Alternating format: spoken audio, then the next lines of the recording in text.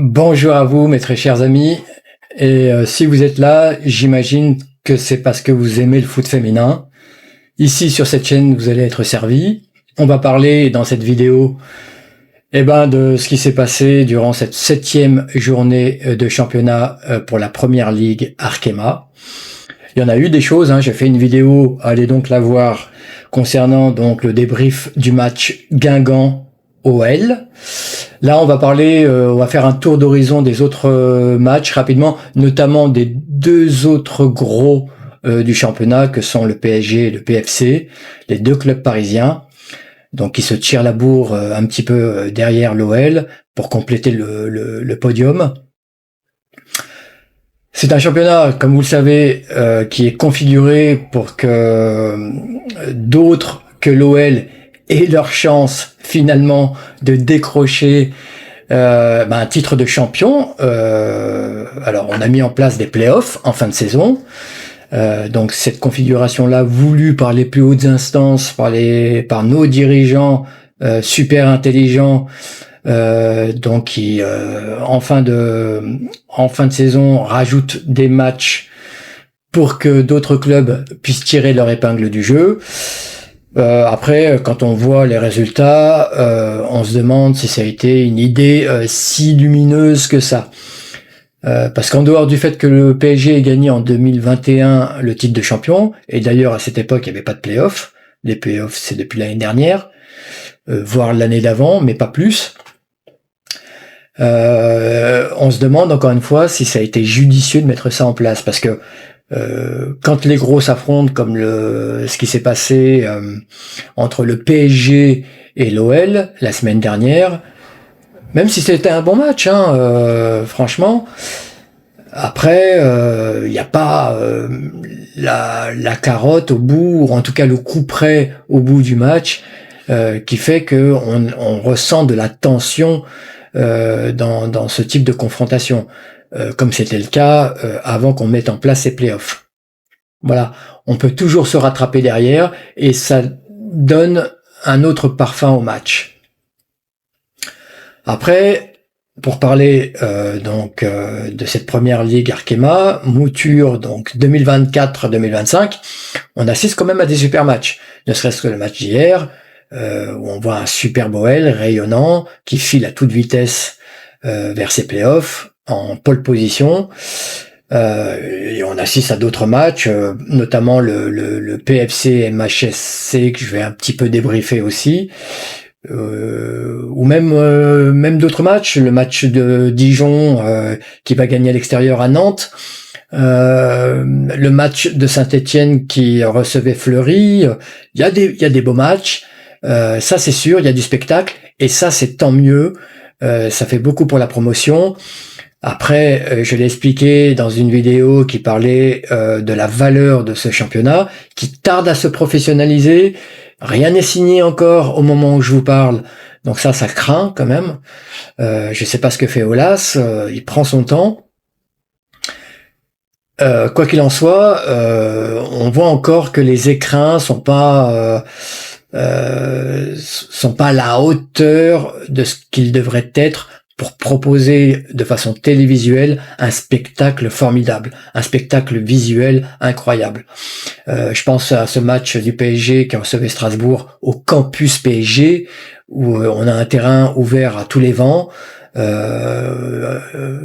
cerné par des mains courantes. On a peut-être une tribune quelque part, mais qui doit recevoir à peine une centaine de spectateurs. Là, pour le match, je crois qu'il y avait 400 ou 500 spectateurs. Le plus gros carton en termes de spectateurs, c'était, je crois, contre la Juventus, il me semble, un match ultra important pour l'avenir du PSG en Champions League. Et ce match n'a attiré que 800 spectateurs au maximum. C'est un scandale. C'est un scandale. Il faut absolument que le PSG mette un plan en place qui nous rassure sur le fait que le PSG, l'équipe féminine, va avoir un stade configuré pour elle dans les temps qui viennent. Autant Je ne suis pas inquiet pour l'OL qui est sans stade fixe en ce moment, même s'il joue au Groupama, au Health Training Center et parfois au Groupama Stadium. Il n'empêche, on sait que Michel Kang se démène pour trouver un point de chute, y compris construire un stade pour les filles, pour qu'elles puissent jouer dans des conditions optimales.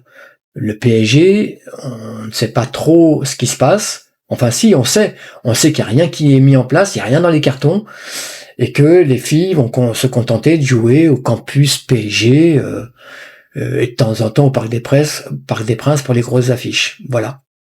Donc bon, on va quand même revenir au match. Donc je vais non pas disséquer parce que c'est pas du tout mon intention. On va simplement parler du PFC MHSC, donc le PFC qui recevait donc au stade Charletti, voilà, bon, un stade qui est quand même beaucoup mieux que le stade Bandoufle, donc il recevait au stade Charletti donc le MHSC.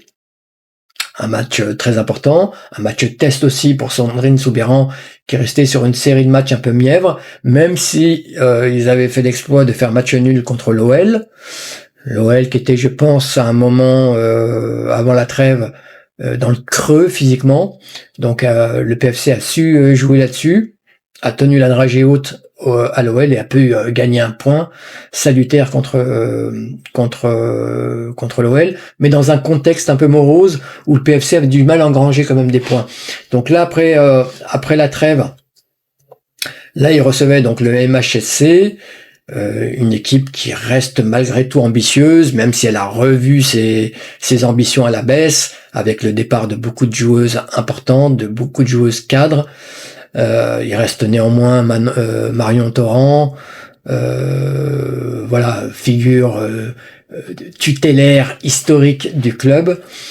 Voilà, donc c'était un match quand même très intéressant, très accroché, avec du côté du MHSC donc un 4-4-2 intéressant, plutôt offensif, qui fait la part belle aux deux attaquants de devant, que sont donc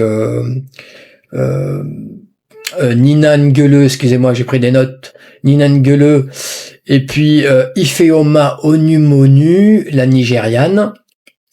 Donc j'attendais plutôt Nina Nguele sur ce match, qui restait sur 3 buts en 2 journées. Et c'est Ifeoma Onumonu qui a tiré son épingle du jeu en marquant un doublé dans ce match. Voilà, donc MHSC qui a marqué un doublé, mais qui a quand même perdu le match 4-2. Le PFC qui a voilà, c'était un match accroché, mais le PFC a quand même mené au score la plus large partie du match.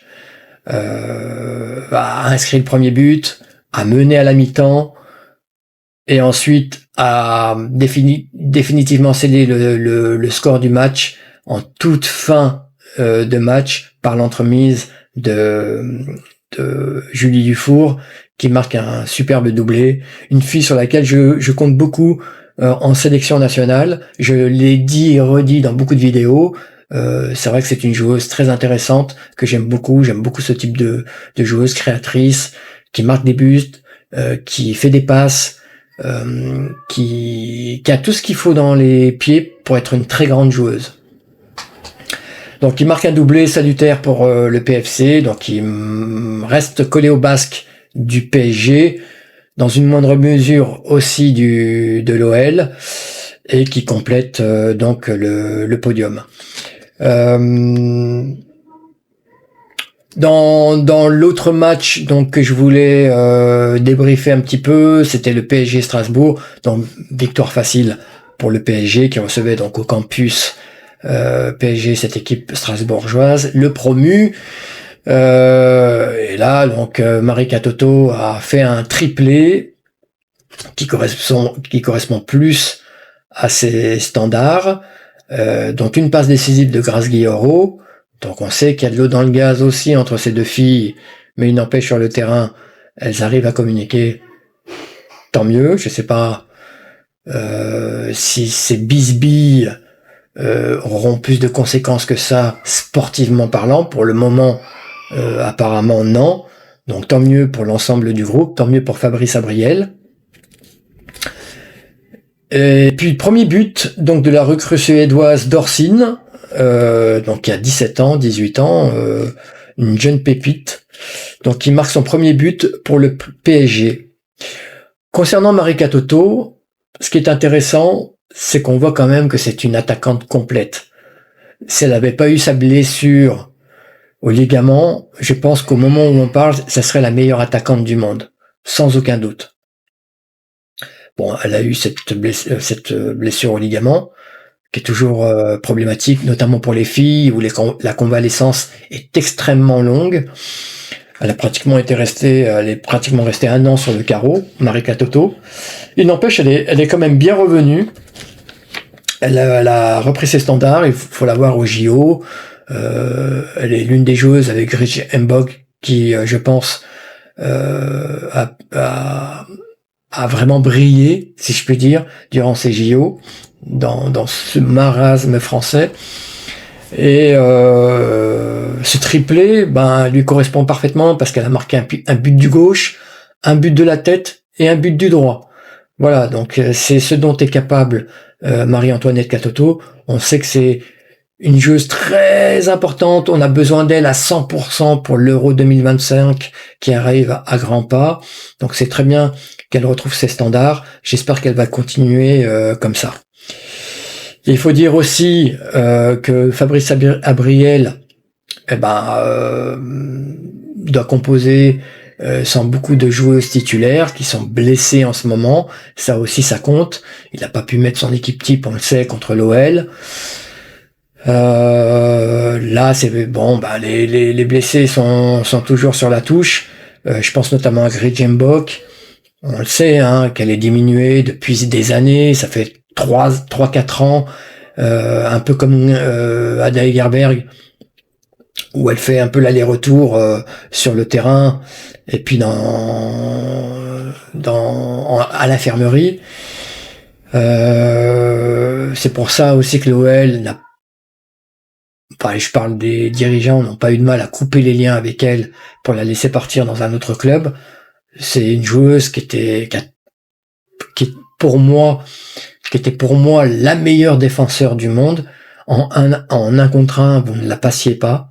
Qui que vous soyez, vous ne la passiez pas. C'était vraiment un rock. Je me souviens quand elle était arrivée de Guingamp, elle a fait beaucoup de bien à l'OL au point qu'on a pu engranger les titres. Je crois 3, 4, 5 titres d'affilée. Elle y est beaucoup dans ses succès. Donc rendons ce qui lui appartient à cette formidable Grijembok. Je suis vraiment désolé qu'elle soit perturbée par les blessures parce que on sent que c'est plus la même. Même si, je vous l'ai dit, elle a quand même, c'est elle qui a brillé beaucoup plus qu'Oigny Renard au JO au niveau défensif. Donc voilà, je lui souhaite vraiment un prompt rétablissement. Paulina Dudek, c'est pareil. Je crois qu'elle est revenue un peu. Je crois que Fabrice Abriel lui a confié le brassard de capitaine, alors qu'elle revenait d'une double rupture des ligaments. Donc vous lui mettez de la pression quand même dans un vestiaire, j'ai dit, qui est miné par les égos. Voilà, Paulina Dudek qui revient de blessure et qui doit gérer ce vestiaire, gérer le terrain. C'était peut-être un peu too much. Et puis Fabrice Abriel qui en plus derrière la titularisait à chaque match, l'a remis d'entrée, une fois qu'elle était revenue, l'a remis d'entrée dans l'équipe titulaire. Forcément, ça pète à un moment donné et ça n'a pas manqué la concernant. Donc j'espère aussi que le PSG pourra la récupérer assez rapidement. Et puis De Almeida aussi. Donc on a toute cette ligne défensive qui était absente. Qui est absente pour les matchs du PSG. Voilà ce qu'on pouvait dire donc sur cette 7e journée. Quand on regarde Bien évidemment, le classement, on peut noter aussi la formidable 4e place. Ça m'intéresse, étant donné que j'habite à Dijon, de cette équipe de Dijon. Je ferai une vidéo aussi concernant Dijon. Vous n'êtes pas sans savoir, peut-être que je vous l'apprends, que la section féminine est sur le grill à cause du nouveau président qui, en voulant épurer un petit peu les finances du club, souhaite purement et simplement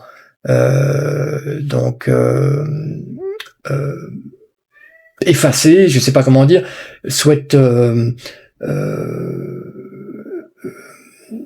fermer cette section féminine. Voilà, j'y arrive. On a l'impression que Gérard Lopez du côté de Bordeaux a fait des émules, et ça c'est choquant. C'est choquant qu'une équipe de foot qui a des difficultés, la première chose à laquelle ils pensent, c'est de fermer la section féminine. Les filles produisent un superbe football, les filles attirent du monde. J'étais allé voir le match contre l'OL, il y avait du monde à Gaston-Gérard. C'est une section qui a du potentiel dans un club qui connaît énormément de difficultés, mais à cause des garçons, à cause des contre-performances de la section masculine, ce sont les filles qui trinquent. Et ça, ce n'est pas normal. Donc j'en parlerai un peu plus longuement dans une vidéo, bien évidemment. C'est le genre de choses contre laquelle je lutte, contre laquelle la chaîne lutte. On veut dénoncer ça, bien évidemment, donc comptez sur moi pour en parler. Mais je vais souligner, pour être positif quand même, cette formidable 4e place du DFCO, qui est allé gagner, je l'avais dit en préambule, à Nantes, en terre nantaise. Donc bravo les filles, continuez comme ça. Voilà, donc et on peut dire, pour ceux qui ferment la marche, Guingamp donc ferme la marche avec Le Havre. C'est pas Guingamp qui a la pire différence de but. Je crois que c'était Guingamp parce que au moment du match contre l'OL, c'était la pire attaque, la pire défense. Ils s'en prennent 8. Je le dis en rigolant, mais je sais que c'est pas facile pour Guingamp. Ils en prennent 8 contre l'OL. Il n'empêche, Le Havre fait pire en termes de différence de but. Voilà donc ce que je pouvais dire. Je vous mets bien sûr le classement là en fin de vidéo avec, comme d'habitude, le résultat des autres matchs, de tous les matchs de cette 7e journée, bien évidemment. Je vous dis à très très bientôt et d'ici là, va va voum!